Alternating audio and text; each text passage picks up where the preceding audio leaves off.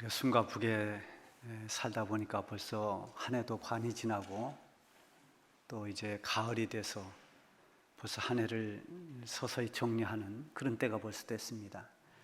우리 살다 보면 자기 자신을 한번 돌아보는 시간이 꼭 필요합니다. 내가 지금까지 어떻게 살아왔는가, 또 내가 지금 살고 있는 이 내 삶의 현 자리는 어떤 자리인가, 또 앞으로 나는 어떻게 삶을 살아가야 할 것인가, 이렇게 자기 점검을 하는 시간이 누구에게나 다 필요합니다. 마치 축구를 하는 선수들이 전반전을 격렬하게 뛰고 잠깐 쉬면서 그 하프타임에 전반전에 어떻게 뛰었는지 그걸 잘 분석해서 새로운 전략을 짜기도 하고 또 좋은 묘안을 가지고 후반전을 맞는 이런 하프타임과 같은 시간을 우리는 가져야 됩니다. 이 하프타임 시간에 운동선수들은 전반전의 상황을 잘 이렇게 살펴봅니다. 그래서 그것을 보완해 나갑니다. 우리가 신앙생활 하면서 우리 자신을 돌아보는 것이 얼마나 중요한지 모릅니다. 내가 지금 믿음의 자리에서 온전히 바로 서 있는지, 곁길로 가고 있지는 않는지, 하나님 앞에서 믿음의 사람으로서의 자리를 너무 벗어나 있지는 않는지, 이런 것들을 꼭 살펴보는 이런 자기점검, 이것이 바로 우리를 앞으로 신앙생활을 잘 하도록 하는 아주 중요한 계기가 됩니다. 이렇게 온전한 믿음의 길로 바르게 가기 위해서 반드시 가져야 할 영적 하프타임, 이것을 우리는 가져야 하는 것입니다. 그러지 못할 때 빗나가도 빗나간 줄을 모릅니다. 주님과 멀어져도 멀어진 줄을 느끼지 못할 수 있습니다. 어떤 사람이 한 사람을 전도해서 교회에 데려왔습니다. 근데 전도를 받은 사람이 교회에 와서 말씀을 들으면서 또 예배를 드리면서 복음을 알았습니다. 예수님을 만났습니다. 아, 내가 죄인이었구나. 하나님은 우리를 사랑하시는 분이구나. 누구든지 예수님을 영접하면 구원받을 수 있는 길이 있구나. 이렇게 자기를 돌아보는 시간, 자기를 점검하는 인생의 전환점이 되면서 그때부터 열심히 신앙생활을 합니다. 그래서 교회에서 좋은 일꾼이 되고 신실한 크리스찬이 됩니다. 근데 전도를 했던 사람은 그냥 타성해져서 교회를 왔다 갔다 하지만 자기 점검하는 시간이 없다 보니까 어려움이 오고 이런 코로나 같은 여러 가지 어떤 어려운 상황에 접했을 때 자꾸 그 현실에 밀려서 하나님과 멀어집니다. 그래서 점점 신앙이 떨어지더니 급기야 교회도 나오지 않습니다. 바뀌게 된 것입니다. 왜 이런 일이 생겼을까요? 한 사람은 자기를 돌아보았고 한 사람은 자기를 돌아보는 시간을 갖지 못한 것입니다.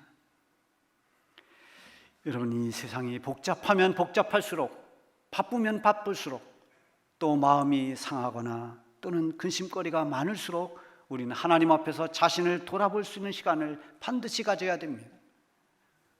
물론 해답처럼 나와 있는 기도하는 시간, 기도하는 것이 제일 좋은 답이 되겠습니다만 기도 외에도 때로는 자기를 돌아보는 시간을 갖는 것, 산책을 하면서 또는 여행을 하면서 또는 어떤 취미생활을 하면서도 자기를 돌아볼 수 있는 시간을 얼마든지 가질 수가 있습니다.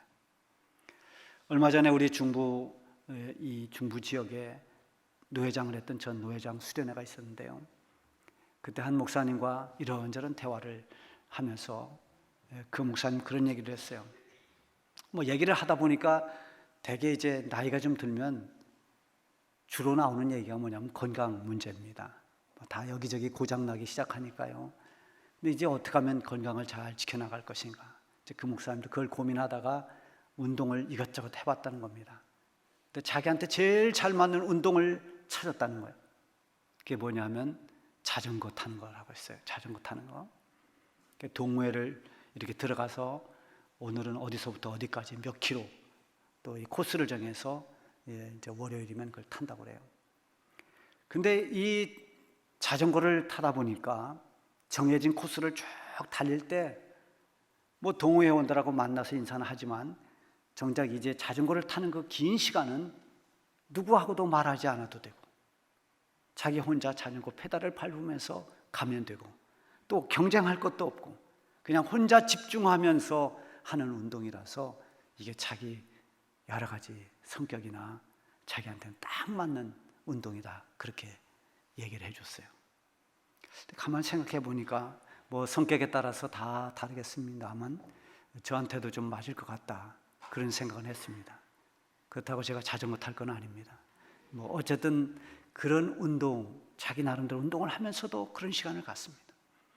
정말 사람들을 많이 만나서 자꾸 얘기하는 그런 모임이 되다 보면 때로는 듣지 말아야 될 말도 듣고, 때로는 얘기하다 보면 마음이 상할 때도 있고, 이런 부작용이 생겨날 때도 있어요. 또 경쟁을 하다 보면 이겨도 좀 뭔가 찜찜하고, 저도 좀 속상하고, 경쟁이 불편할 수도 있습니다. 혼자 생각하는 것이 운동이 되었든 산책이 되었든 여행이 되었든 기도가 되었든 뭔가 자기를 돌아볼 수 있는 이런 시간을 갖는다는 것은 대단히 중요한 것입니다. 어쨌든 중요한 것은 우리 일상에 쫓겨서 자기를 돌아볼 시간, 그 기회를 놓치지 말라는 것입니다. 조용하고 차분하게 자기를 돌아보면서 내가 현재 서 있는 이 자리가 어떤 곳인지 하나님 앞에서 돌아보는 것은 우리가 반드시 가져야 할 지혜로운 일입니다. 오늘 본문에 보면 이스라엘 백성들이 저 광야를 지나서 이제 요단을 건너서 가나안 땅에 첫 발을 디딘 후에 그곳 평지에 진을 쳤습니다. 정신없이 기적으로 요단을 건너왔습니다. 이스라엘 백성들이 이제 멀리 저 여리고성이 보이는 그 여리고성 앞 평지에 진을 치고 있는 중입니다.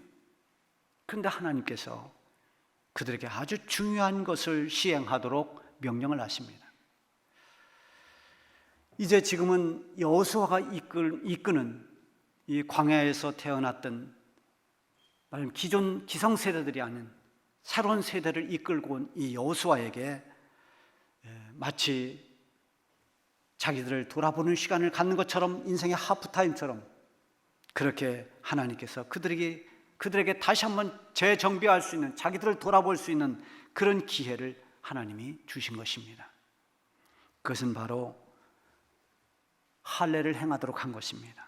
이스라엘 백성들이 길갈에서 진치고 다시 한번 돌아봐야 할 것들이 무엇인지를 이 할례를 통해서, 또 그 전후를 통해서 여러 가지 하나님이 주시는 그런 이스라엘 백성들에게 돌아볼 수 있는 기회, 그것이 무엇인지를 살펴보면서 우리도 오늘을 살아가는 우리가 사는 지금 이 자리에서 돌아볼 것이 무엇인가를 다시 한번 깊이 깨닫는 시간이 되기를 바랍니다.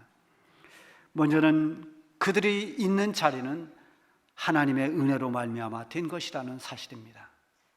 1절 말씀에 보면 길게 쭉 되어 있습니다. 요단 서쪽의 아모리 사람의 모든 왕들과 해변의 가나안 사람의 모든 왕들이 여호와께서 요단물을 이스라엘 자손들 앞에서 말리셨고 우리를 건너게 하셨음을 듣고 마음이 녹았고 이스라엘 자손들 때문에 정신을 잃었더라. 자, 이스라엘 백성들이 요단강을 어떻게 건너왔습니까? 지금은 요단강이 사실 강 같지를 않습니다. 그냥 큰 하천 정도 되는 것처럼 이게 굉장히 폭이 좁아졌어요. 근데 그 당시에는 걸어서는 건널 수 없는, 그래서 요단을 강이라고 불렀습니다. 굉장히 넓은, 그래서 그냥 건널 수 없는 곳입니다. 그런데 그 수많은 이스라엘 백성들이 그 요단을 건너야 됩니다. 이게 보통 문제가 아닙니다. 그때 하나님께서 여호수아에게 명령하셨어요. 언약궤를 맨 제사장들이 이 백성들 앞에 서서 먼저 요단물을 밟아라. 여러분, 언약궤를 메고 요단강으로 들어가는 것은 그냥 계속 들어가면 결국 어떻게 되는 겁니까? 물에 잠기고 맙니다. 그런데 하나님께서 그렇게 하라는 것입니다. 하나님 말씀에 순종해서 제사장들이 언약궤를 메고 맨 앞에 서서 요단물로 들어갑니다. 한 발자국 두 발자국 요단물을 밟는 그 순간에 기적이 일어났습니다. 요단물 저 상류에서 물이 그쳤습니다. 물은 상류에 계속해서 고이고, 그리고 나머지 물들은 다 빠져나갔습니다. 그래서 마치 그곳을 육지를 건너듯이 이 법궤를 맨 제사장들을 앞장 세워서 온 백성들이 다 그곳을 건너왔습니다. 그리고 이스라엘 백성들이 다 그 강을 건너왔을 때 다시 물은 흐르기 시작했습니다. 여러분, 이것은 하나님의 기적입니다. 하나님의 기적으로 그 요단을 건너왔습니다. 사람이 할 수 없는, 오직 하나님만이 하실 수 있는 하나님의 능력으로, 하나님의 은혜로 그들은 요단을 건너서 지금 가나안 땅을 밟게 된 것입니다. 그런데 이것뿐만이 아니라 단순히 이스라엘 백성들이 요단을 기적으로 건너왔다는 이 사건으로 끝난 것이 아니라 이전부터 이 이스라엘 백성들에 대한 소문이 가나안 땅에 쫙 퍼져 있었습니다. 저 이스라엘 백성들이 그들이 섬기는 여호와 하나님이 계시는데 그 하나님이 이스라엘 백성들을 이끌고 계시더라. 그러면서 이 가나안 사람들이, 이미 이스라엘 백성들이 지금 이 가나안 땅으로 온다는 소식을 들으면서 굉장히 겁에 질려 있습니다. 두려움에 떨고 있습니다. 그래서 여리고를 정탐했던 정탐꾼들의 말에 의하면은 이미 그 여리고 주민들도 이스라엘 백성들로 하여금 그들의 간담이 녹았다, 이렇게 보고를 합니다. 다 겁에 질려 있는 겁니다.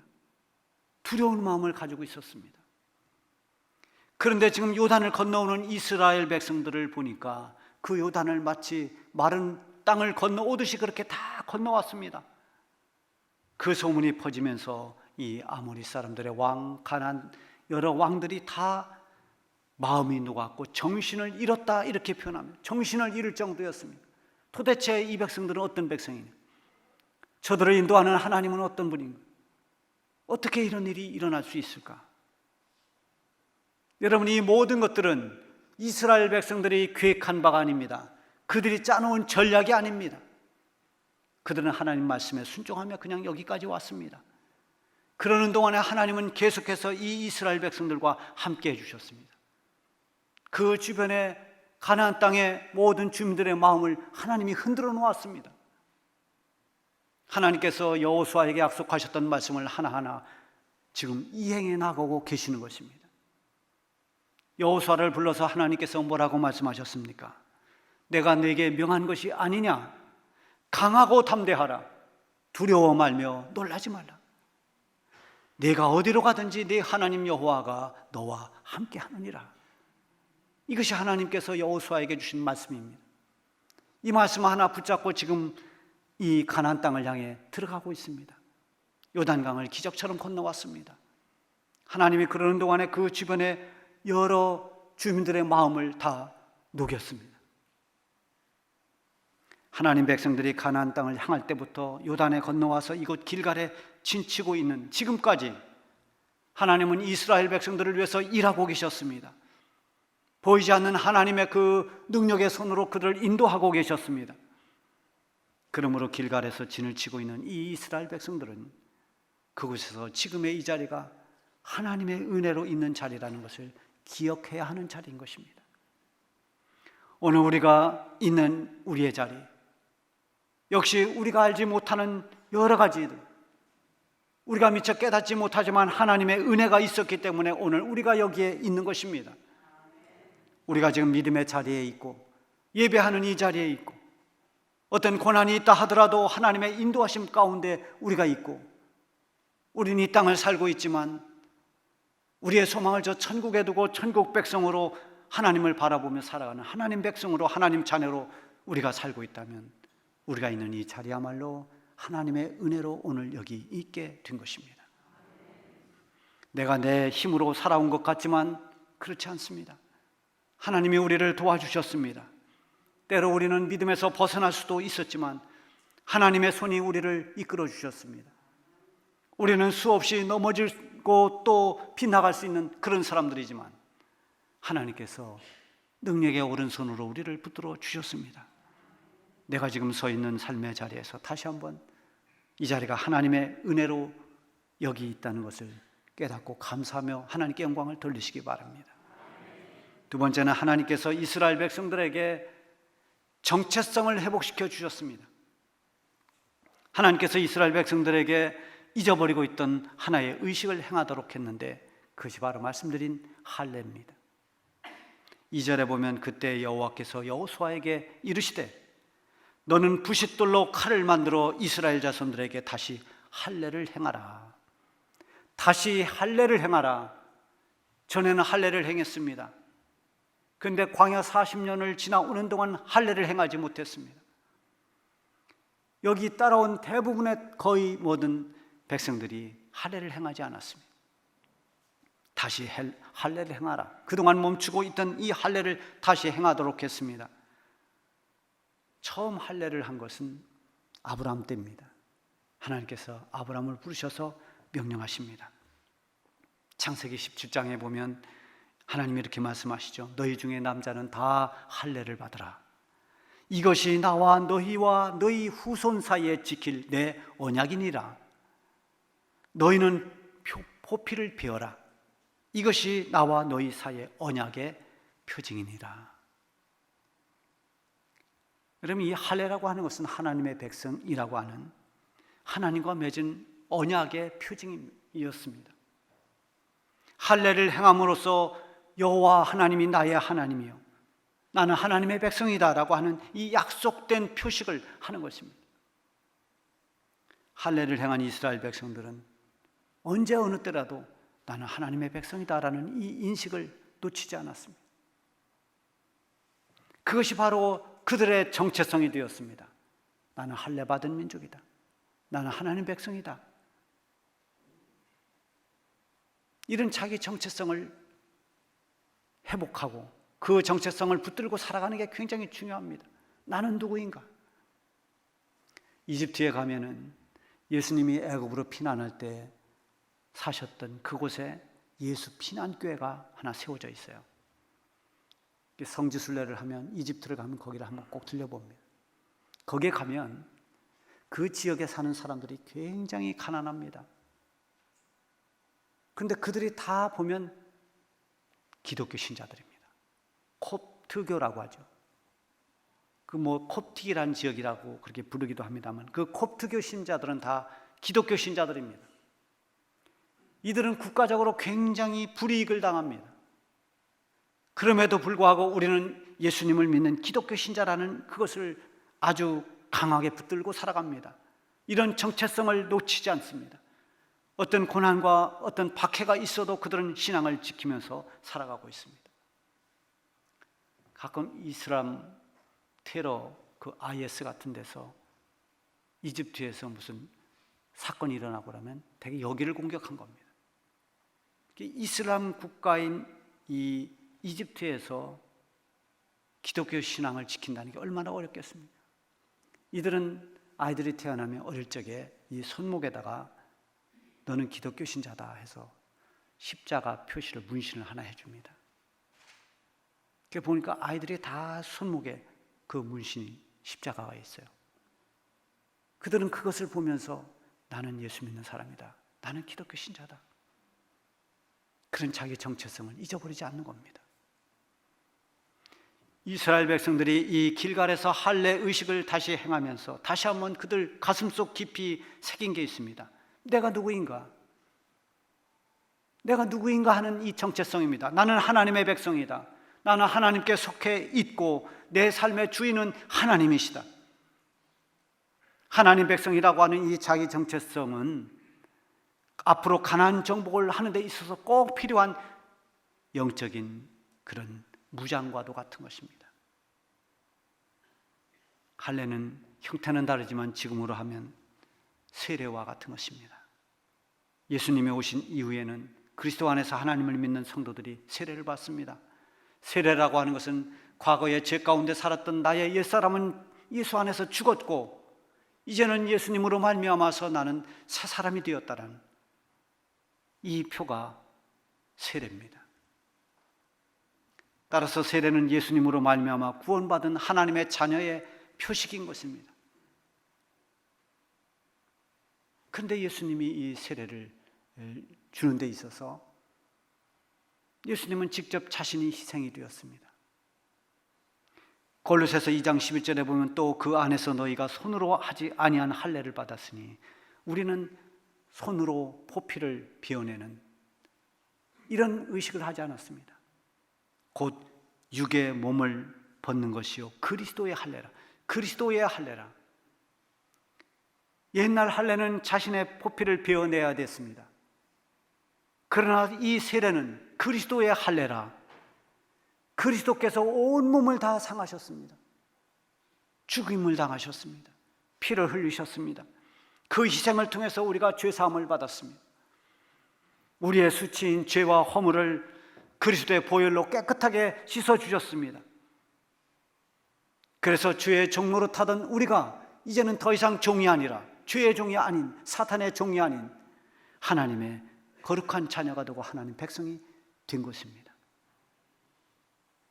하나님께서 지금 이스라엘 백성들에게 할례를 행하게 함으로써 그들이 더 이상은 저 애굽의 노예의 후손들이 아닌, 애굽의 노예가 아닌 하나님의 백성이라는 이 의식을 각인시킨 것입니다. 과거의 애굽에서 종살이하던 그때 그 모든 히브리 민족의 이스라엘 그 자손들의 수치를 다 벗겨주신 것입니다. 9절에 보면 여호와께서 여호수아에게 이르시되 내가 오늘 애굽의 수치를 너희에게서 떠나가게 하였다 하셨으므로 그곳 이름을 오늘까지 길갈이라 하느니라. 길갈이라는 말은 굴러간다 그런 뜻입니다. 근데 굴러간다는 것이 그냥 옆으로 슬쩍 굴러가는 게 아니라 완전히 굴러가서 없어진 것입니다. 사라진 것입니다. 더 이상 없는 것입니다. 하나님께서 종살이하던 민족을 이제는 그런 모든 건 다 없어졌고 이제는 하나님의 백성으로 확정시켜 주심으로 과거 이스라엘 자손들이 모든 수치가 이제는 다 떠나갔다는 의미로 길갈이라 이렇게 이름한 것입니다. 여러분, 수치는 누구나 다 보이고 싶어 하지 않습니다. 수치는 가리고 싶습니다. 심지어 수치가 아닌 것도 어떤 신체에 좀 약점만 있어도 자꾸 감추고 싶은 그런 본능이 있습니다. 60대가 넘은 여자분들은 스카프 패션을 좋아하는 건 아닌데 그걸 많이 합니다. 왜 그렇습니까? 다른 데는 잘 이렇게 감추기도 하고 좀 바꾸기도 해도 목주름은 또 못 속인다고 해요. 그러니까 이 목을 가리려면 주름을 좀 가려야 될 거 아닙니까? 근데 그런 것뿐만 아니라 뭔가 좀 감추고 싶은 부분, 이게 좀 내가 수치스럽게 생각하면 자꾸 가리고 싶습니다. 근데 사실 어떤 우리가 주름이 생기거나 머리가 빠지거나 이건 수치가 아닙니다. 자연스러운 현상입니다. 그럼에도 불구하고 그걸 가리고 싶은 마음이 있는데 실제 수치가 있을 때 얼마나 가리고 싶습니까? 삶에 있어서 정말 수치스러운 것 다 굴려보내고 싶습니다. 없애버리고 싶습니다. 우리 인간에게 가장 수치스러운 것이 있다면 죄입니다. 이 죄 때문에 하나님의 심판을 면하지 못합니다. 그런데 우리 주님께서 우리의 수치인 이 죄를 깨끗하게 씻어주셨습니다. 죄 아래서 종살이하던 그 수치가 다 떠나가게 하시고 이제는 하나님의 백성으로 구원받은 성도로 우리를 살게 하신 것입니다. 이것이 바로 길갈에서 할례를 행하면서 하나님이 이스라엘 백성들에게 주신 은혜인 것입니다. 오늘 이 은혜를 생각하면서 우리는 우리가 예수 믿고 구원받고 우리의 모든 죄의 종살이하던 사단의 종로로 타던 모든 게 이제 떠나가고 하나님 거룩한 백성이 되었다는 우리 정체성을 회복한다는 게 얼마나 축복인 줄을 여러분들이 깨달으시길 바랍니다. 그리고 또 한 가지는 이 길갈에서 하나님의 주신 그 은혜는 위험 속에서도 하나님이 그들을 보호해 주셨다는 것입니다. 8절에 보면은 또 그 모든 백성에게 할례 행하기를 마침에 백성이 진중 각 처소에 머물며 낫기를 기다릴 때, 이러면 할례를 자세히 설명을 안 해도 여러분들이 눈치를 다 채실 겁니다. 남자들이 할례를 행하면 힘을 쓰지 못합니다. 그 당시에는 무슨 할례를 행하는 어떤 예리한 칼이 있거나 그런 게 아니에요. 부싯돌을 갈아서 칼 만들어서 그걸로 포피를 피웠습니다. 그러니 얼마나 상처가 많이 났겠어요. 또 그 상처를 빨리 낫게 하는 어떤 현대처럼 좋은 약도 없습니다. 그러니까 남자들이 이 할례를 행하고 나서 며칠 동안은 꼼짝을 못합니다. 그냥 누워서 낫기를 기다려야 됩니다. 오늘 이 본문에도 있지 않습니까? 낫기를 기다릴 때, 이때는 남자들이 다 아무것도 하지 못하고 누워 있습니다. 만일 이때 저 여리고성에서 이 모습을 보고 이스라엘 백성들을 공격했더라면 그들은 아무 대항도 하지 못하고 그냥 다 멸망했을 것입니다. 그런데 그 위험한 여리고성 앞에 길갈 평지에서 할례를 행하고 있는 이스라엘 백성들이 어떤 위험도 당하지 않았습니다. 안전하게 보냈습니다. 그것은 위기 상황에서도 하나님께서 그들을 보호하시고 그들을 지켜주셨기 때문입니다. 하나님은 언제나 우리를 지키시고 우리를 인도하시는 우리의 목자시요 우리의 보호자십니다. 우리가 인생의 수없이 많은 위기 속에서도 하나님만이 우리의 영혼을 지켜주시고 보호해 주실 수 있는 그런 분이 하나님밖에 없습니다. 여러분, 지금은 우리가 있는 이 삶의 자리가 어쩌면 앞으로 가나안 땅 정복을 앞두고 있는 이스라엘 백성들처럼 헤쳐나가야 할 일이 많은 그런 때에 우리는 있습니다. 앞으로 우리가 겪을 세상은 어떤 세상이 될지 여러 가지 일들이 걱정되는 일들이 많습니다. 근심과 염려에 빠질 수 있는 그런 정황입니다. 어느 면을 보아도 그렇습니다. 그러나 조용히 우리를 돌아보면 지금까지 살아온 것은 하나님의 은혜였습니다.